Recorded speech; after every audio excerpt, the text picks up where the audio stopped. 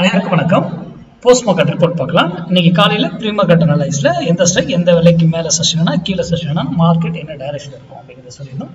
அது என்ன நடந்திருக்கான்னு பார்க்கலாம். அதுக்கு முன்னாடி நம்ம மேக்ஸ் அடிப்படையில் மட்டுமே எடுக்கிறோம். இன்னைக்கு வந்து ஃப்ரைடே ட்ரேட் லாஸ் பண்ணக்கூடாதுங்கிறது நம்ம சேனலுடைய ஸ்லோகனே அதுதான். மண்டே ட்ரேட் மிஸ் பண்ணக்கூடாது, ஃப்ரைடே ட்ரேட் லாஸ் பண்ணக்கூடாது. ஓகேங்களா? இன்னைக்கு நம்ம சொல்லியிருந்தது 25,100 கால் 198 ரூபாய்க்கு கீழே இருந்தால் மார்க்கெட் டவுன் ஆகும் அப்படின்னு சொல்லியிருந்தோம். பாருங்க, இன்னைக்கு ஐஏ 192 நினைக்கிறேன், அதான் போயிருக்கு. அங்கிருந்து மார்க்கெட்டு இது இறங்க தான் செய்திருக்கு. இறங்கினவர் இங்கிருந்து ஏன் திரும்பினார்? இதுக்கான விட உங்ககிட்ட இருக்கும். திரும்பல, இங்க இருந்து ஒரு சின்னதா ஒரு கலெக்ஷன் அப்வேர்ட்ல காமிச்சிட்டு இருக்காங்க. ஓகேங்களா?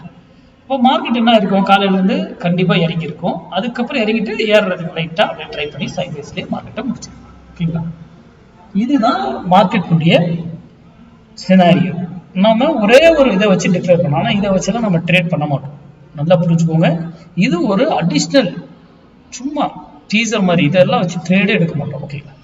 யாரை பை பண்ணணும், எங்கே பை பண்ணணும், எங்கே எக்ஸிட் ஆகணும், எல்லாமே நமக்கு தெரிஞ்சிருக்கணும்.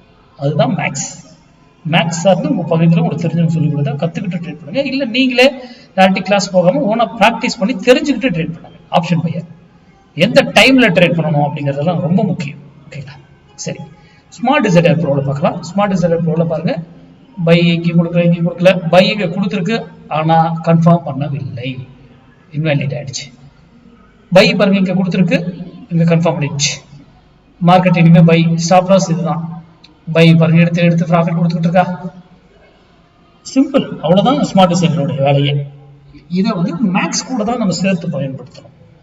சும்மா இது மட்டும் இருக்குன்றதுக்காக பயன்படுத்தக்கூடாது. ஓகேங்களா?